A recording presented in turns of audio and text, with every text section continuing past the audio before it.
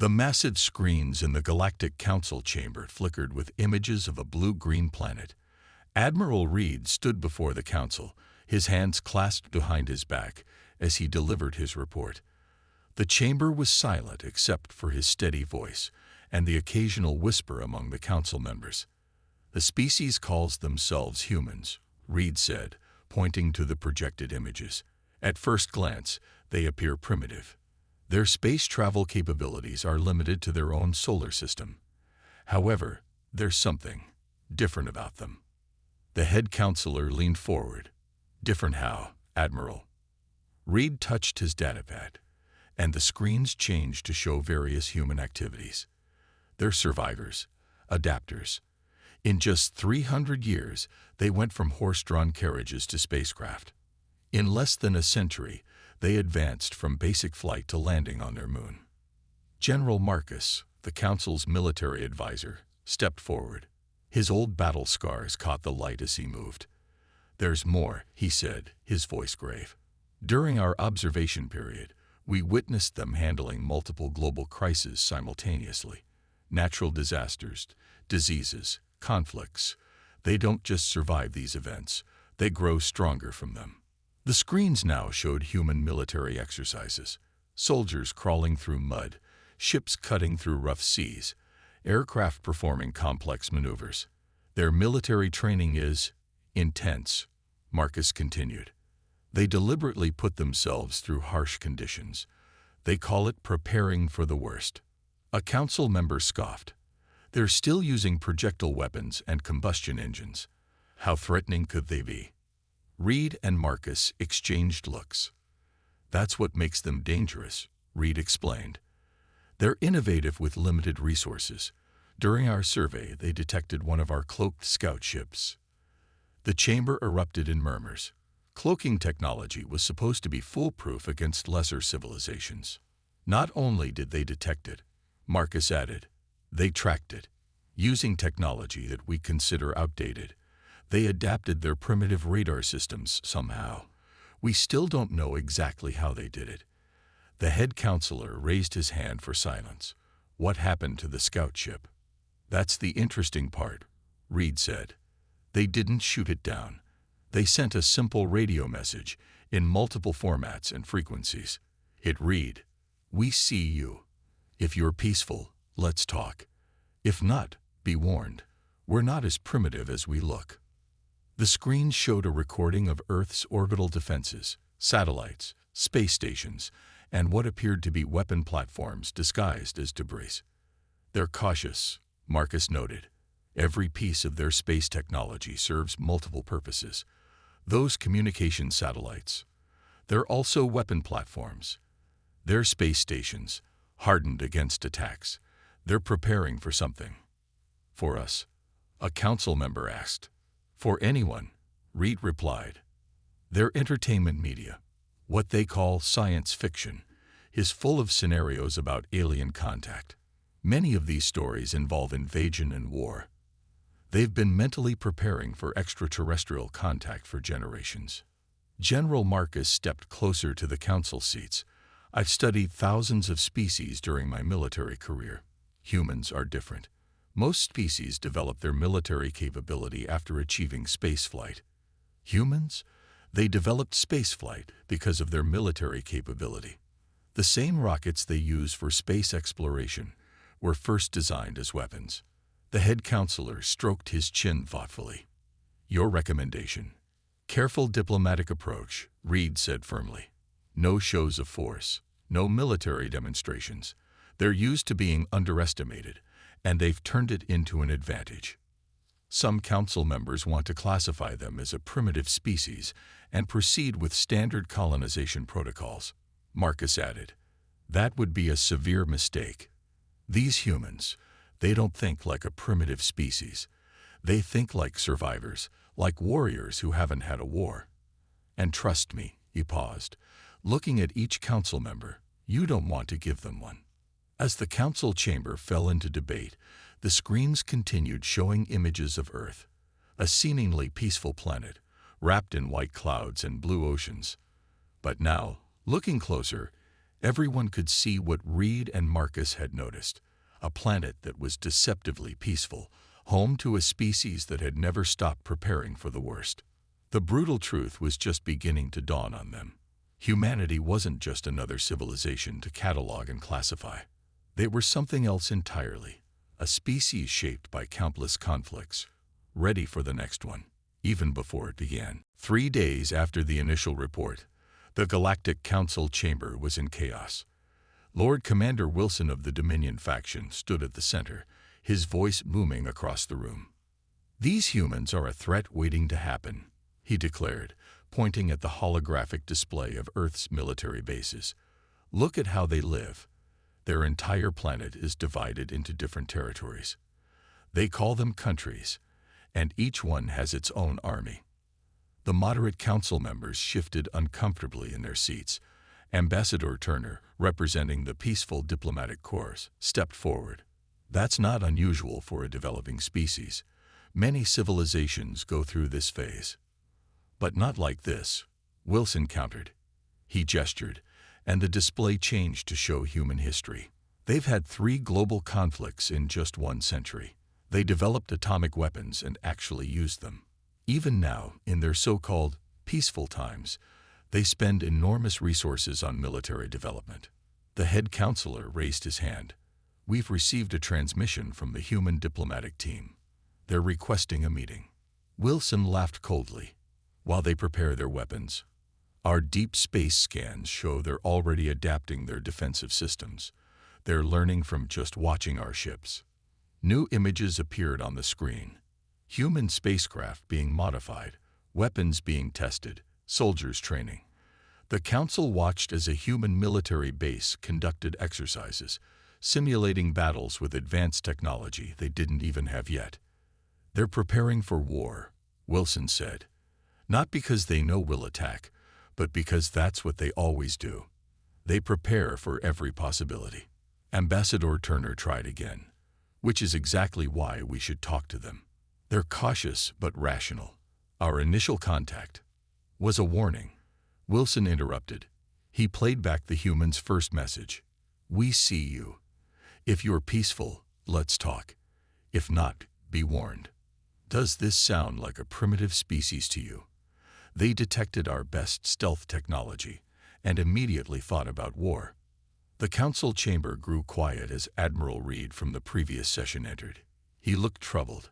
"We've intercepted their global communications. They're already sharing military information across their territories. Former enemy nations are creating defense plans together. They're unifying, not out of friendship, but out of preparedness." Wilson seized on this information. "You see, given time, they'll become too powerful to control. Their rate of technological advancement is unprecedented. In the time we've spent debating, they've already improved their space defense systems." The head counselor looked concerned. "What exactly are you proposing, Lord Commander?" "Swift military action," Wilson replied firmly. "We strike now, while we still have the technological advantage. Show them our full power, demand their surrender. Quick and clean." Ambassador Turner stepped forward again. "The humans have sent another message.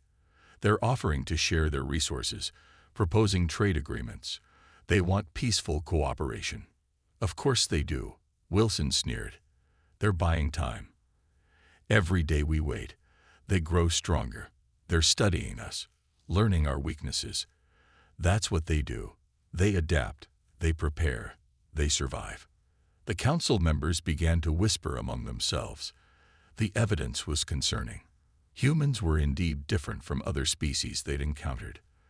Their constant state of readiness, their rapid technological advancement, their history of warfare, it all pointed to a potentially dangerous future. The head counselor stood, silencing the chamber. "We will vote on military action. But first, let us hear the humans' diplomatic transmission." The screen showed an Earth diplomat, standing calm and dignified.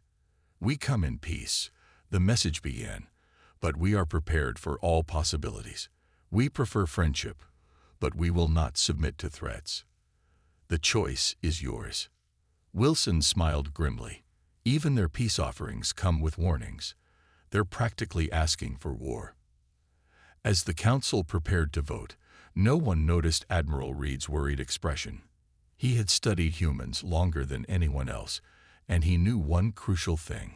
Throughout their entire history, humans had never fought a war they didn't think they could win. Their preparation wasn't just habit, it was strategy. The Dominion was about to make a terrible mistake, and humanity would make them regret it. The Dominion attack began at dawn. 500 warships emerged from hyperspace, their weapons charged and ready. Lord Commander Wilson stood on his flagship's bridge, watching Earth grow larger on the main screen. "Begin the bombardment," he ordered. "Target their major military installations first." Bright beams of energy struck Earth's atmosphere. The Dominion crews cheered as explosions bloomed across the surface. Their celebration lasted exactly 6 minutes. "Sir," a sensor officer shouted. "Multiple launches detected. They're firing everything." Thousands of missiles rose from hidden silos, submarines, and mobile launchers. The humans had dispersed their weapons so widely that hitting all their launch sites was impossible. But that wasn't what worried the sensor officer. "These aren't normal missiles," he reported, his voice shaking. They're modified nuclear weapons. They've adapted them for space combat." Wilson's eyes widened. Impossible. They couldn't have.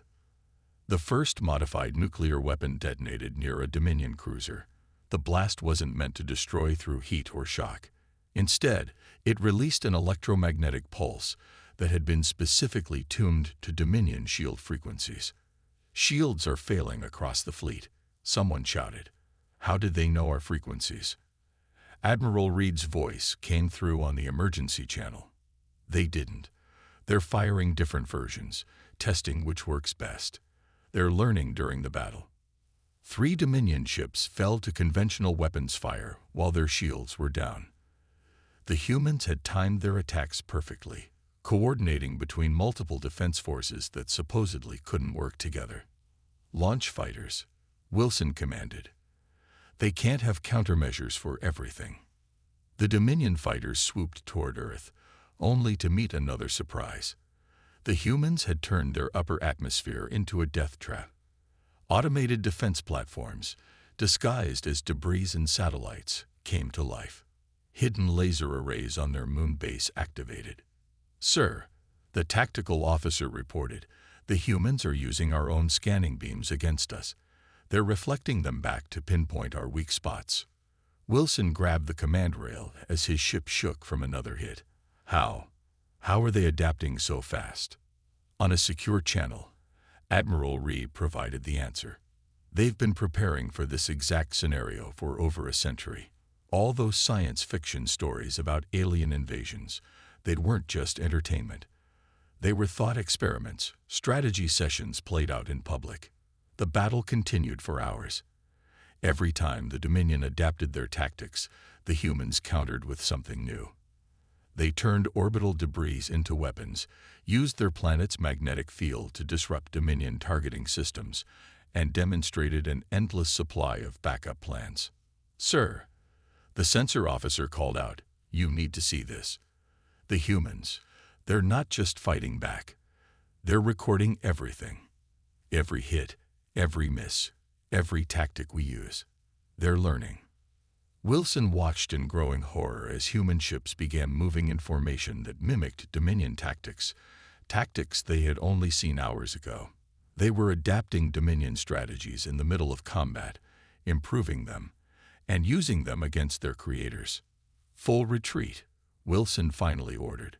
"We need to regroup and—" A massive explosion cut him off as a human missile struck his flagship's bridge. As emergency systems engaged, he caught a transmission from a human commander. "You thought we would be easy to defeat because we fight among ourselves.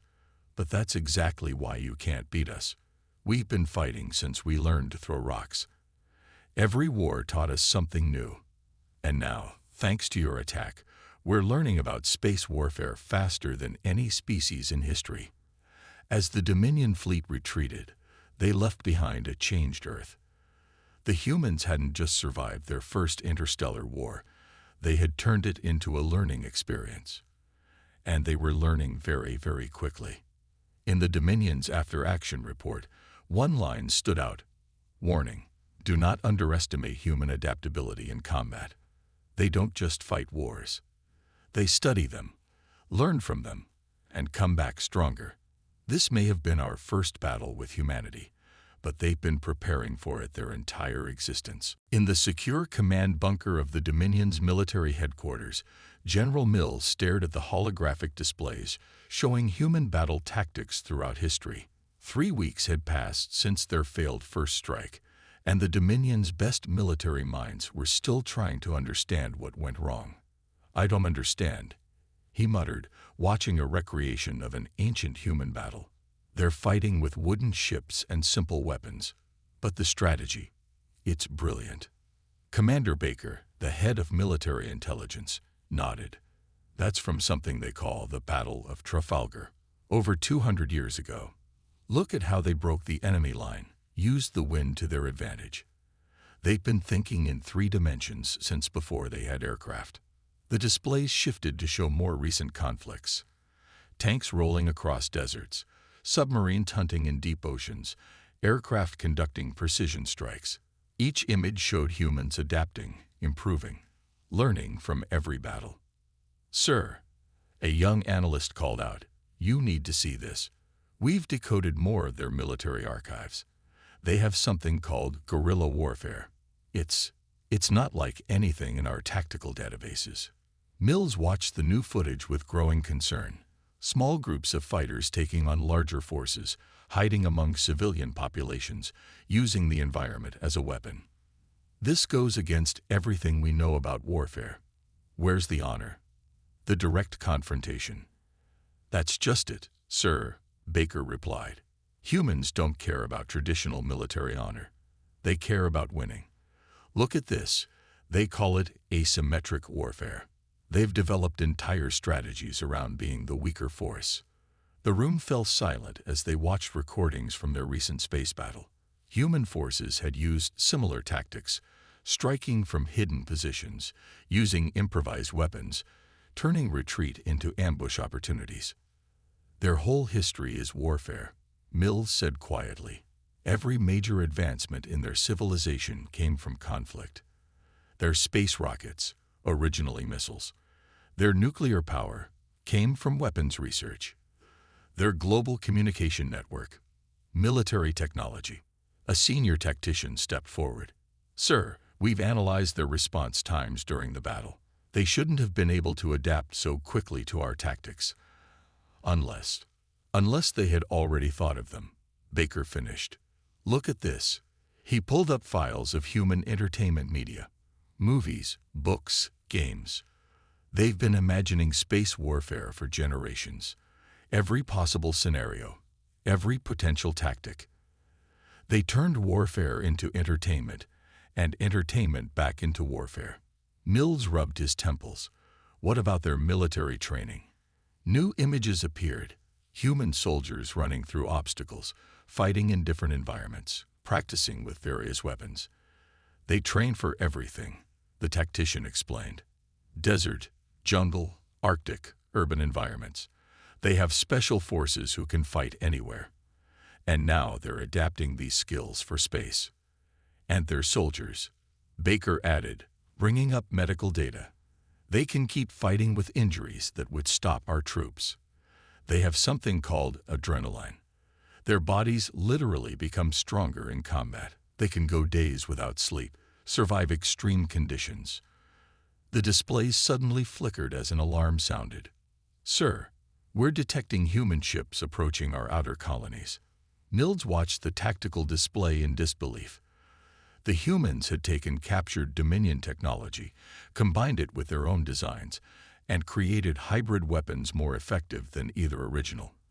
They hadn't just learned from the first battle, they had improved upon everything they'd seen. "They're not just fighting a war," he realized. "They're studying us, learning our weaknesses, adapting their thousands of years of combat experience to space warfare. And they're doing it faster than we can counter. As the room erupted into action, Mills looked at the historical displays one last time. Every human conflict had produced new tactics, new technologies, new ways of fighting. Now they were applying all that knowledge to interstellar war. The learning curve wasn't theirs, it was the Dominion's, and they were falling behind. The war room on Mars Base 1 hummed with activity. 6 months into the war, humanity had transformed the Red Planet into a fortress. Colonel James watched the holographic display showing the positions of both human and Dominion forces across the solar system. "Status report on Project Phoenix," he ordered, studying the movements of the fleet. "Sir," Lieutenant Ross responded, "conversion of civilian ships to military vessels is at 90%. The cargo ships make excellent carriers, and the mining vessels' drilling equipment has been modified into effective weapons." The display zoomed in on Jupiter's moons, where human forces had set up hidden bases in the ice caves of Europa. What had started as a simple defense of Earth had evolved into a system-wide conflict. "The Dominion won't expect us to strike from the outer system," James said, pointing to their hidden positions. "They still think we're trapped on Earth." A scientist named Dr. Clark stepped forward, her tablet showing diagrams of captured alien technology. "We've reverse-engineered their shield systems," she reported. "Better yet, we've improved them. Their designs were too rigid, too standardized. We've made them adaptable." On the main screen, feeds from different battle zones showed the progress of the war. Lunar bases fired massive rail guns at Dominion ships. Converted asteroids became mobile weapon platforms. Human ingenuity was reshaping the solar system into a massive defense network. "Their latest attack pattern suggests they're learning," Ross noted, highlighting recent battle footage. "They're trying to copy our unpredictable movements." James nodded. "But they don't understand why we fight the way we do. They see our tactics, but not the thinking behind them." He brought up an image of Earth, now protected by layers of defenses. "We've had thousands of years of warfare to learn from. They've had 6 months. An alarm blared through the command center. "Multiple Dominion ships detected," someone shouted. "They're trying a new approach." The tactical display showed enemy vessels using meteor swarms as cover, attempting to slip past human detection systems. It was clever, but not clever enough. "Activate the drone swarms," James ordered. Thousands of small automated craft emerged from hidden positions in the asteroid belt. Another human innovation, taking the concept of insect swarms and applying it to space warfare. "Sir," Ross reported, excitement in his voice, "the Titan base has finished the new weapons system. They've adapted Dominion energy weapons to work with human targeting systems. More accurate, more powerful, and they can pierce their latest shields." The battle unfolded across the solar system. Human forces struck from hidden bases, using tactics the Dominion had never seen before. Mining lasers cut through warships. Civilian vessels turned into Trojan horses.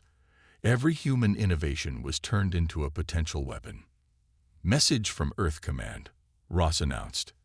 "The Moon shipyards have completed the first wave of hybrid vessels. Human design, Dominion technology, and improvements to both." James watched as the new ships joined the battle. They were ugly by Dominion standards. Function over form, efficiency over aesthetics. But they were deadly effective. The enemy didn't expect ships that could switch between human and alien technology mid-battle. "Their biggest mistake," Dr. Clark said, watching the battle, "was giving us access to their technology. We're not just copying it. We're improving it, combining it with our own designs, finding uses they never imagined." A massive explosion lit up the display as a Dominion flagship fell to the combined attack of human and hybrid vessels. The enemy fleet retreated, leaving behind more captured technology for humans to study and improve. "They thought they were starting a war," James said quietly. "Instead, they started an arms race. And humanity has been running arms races against itself for its entire history. We're very, very good at them." As the battle ended, reports came in from across the solar system. "New weapons being developed," new tactics being tested, new ways of combining human and alien technology. The Dominion had wanted to subjugate humanity. Instead, they had pushed humans to advance faster than ever before. The war was no longer about defending Earth. It had become a crucible of innovation, driving humanity to reach its full potential. And that potential was becoming more frightening by the day. Commander Thomas walked through the quiet halls of a captured Dominion warship, now converted into a mobile command center. In his hand, he held a tablet containing the most important document of the war, the full report of a captured Dominion commander named Price. The report had been spreading through both human and Dominion command structures, changing everything about how the galaxy viewed humanity. Thomas had read it dozens of times, but he still found himself drawn to key passages. The brutal truth about humans isn't their technology, their weapons, or even their tactics. It's their nature. Every human is born into a world that has been shaped by warfare. They don't just study military history. They live it, breathe it, learn from it in ways we never could. Thomas paused at a viewport, watching Earth ships practicing new combat maneuvers. The report continued. Their entire civilization is an arms race against themselves. Every weapon they created, they also developed countermeasures for. Every strategy they mastered, they also learned to defeat. They don't just prepare for war. They prepare for every possible kind of war. In the ship's converted briefing room, Admiral Rogers was sharing the report's findings with other military leaders. The screen showed human history from a Dominion perspective, a terrifying chronicle of constant conflict and adaptation. "Look at this part," Rogers said, highlighting a section. "Price figured out why we adapt so quickly. It's not just our technology or training. It's our stories, our games, our entertainment. We've been imagining space warfare for centuries. When the real thing happened, we had already thought through countless scenarios." The report's words flashed on the screen. Human entertainment is full of war stories. They turned battles into games, conflicts into simulations. What we saw as simple amusement was actually preparation. They trained their entire population to think about warfare without realizing it. Lieutenant Cooper entered with fresh battle reports. "Sir, the Dominion is pulling back from 3 more systems. The report is affecting their whole military. Their soldiers are refusing to fight us." Thomas nodded. Price's report had been devastating to Dominion morale. "We thought humans were primitive because they still fought among themselves. We were wrong. Those conflicts forced them to innovate constantly. No species in the galaxy has as much combat experience as humanity.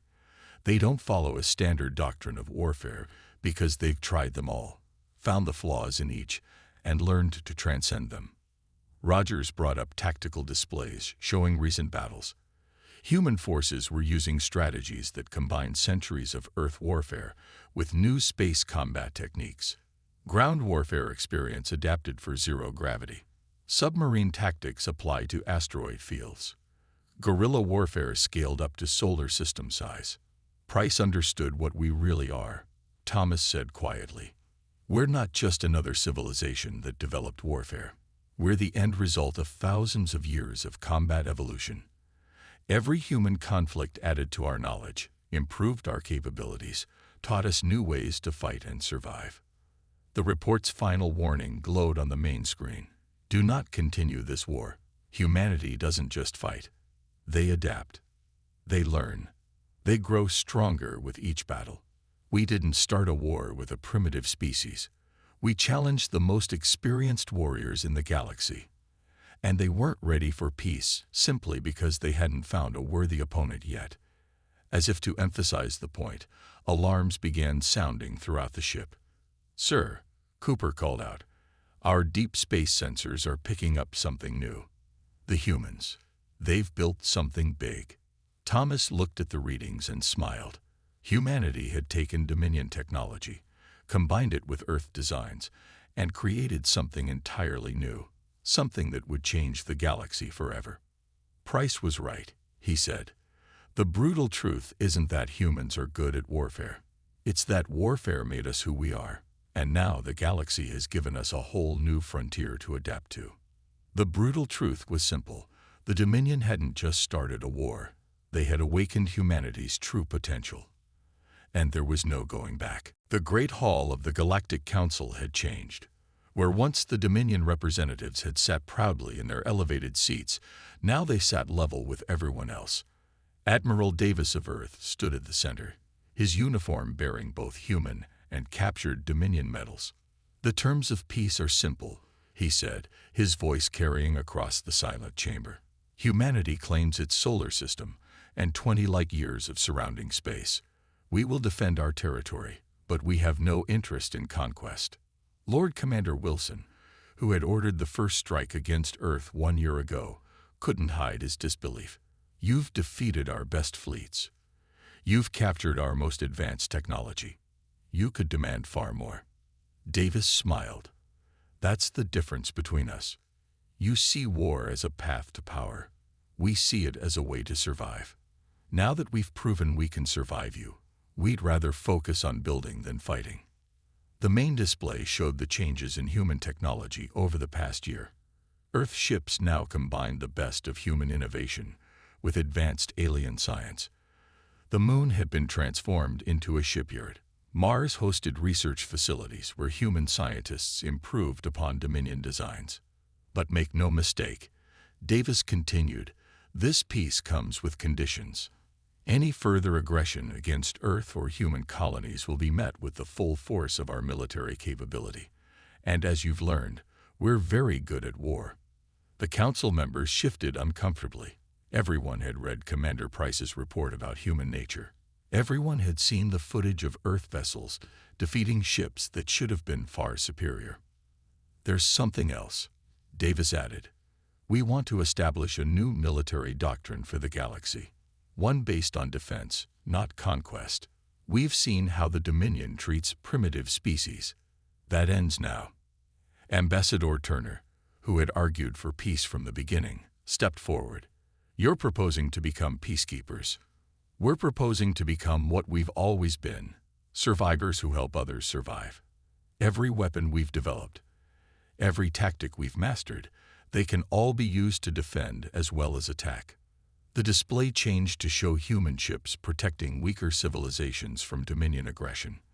The same adaptability that made humans fearsome enemies also made them excellent defenders. "This is our compromise," Davis explained. "We'll keep our weapons, our fleets, and our tactical knowledge, but we'll use them to prevent wars, not start them. Any species that wants to learn how to defend itself can come to us for training." Wilson stood up. "You want to teach others how to fight like humans. We want to teach them how to survive like humans." Davis corrected. "There's a difference. We've spent thousands of years learning these lessons the hard way. Maybe it's time we helped others learn them the easy way." The council chamber erupted in discussion. The idea of humans becoming teachers rather than conquerors had never occurred to them. They had expected revenge, demands for territory, or harsh reparations. "One final thing," Davis said, silencing the room. "We've begun sharing our entertainment with other species, our books, movies, and games about space warfare, not as training tools, but as warnings. Every story about alien invasion we ever told, they weren't just fiction. They were preparation." He looked around the chamber, meeting every alien gaze. "Let them serve as a reminder of why you shouldn't go to war with humans. We don't want to fight, but we will never stop being ready for it. That's who we are. That's who we've always been." As the council prepared to vote on the peace terms, Admiral Davis walked to the window and looked at the stars. Humanity had entered the galactic stage through war, but they would shape its future through peace, a peace protected by the most experienced warriors in known space. The brutal truth had taught the galaxy a lesson. Sometimes the best way to prevent a war is to be really, really good at winning them.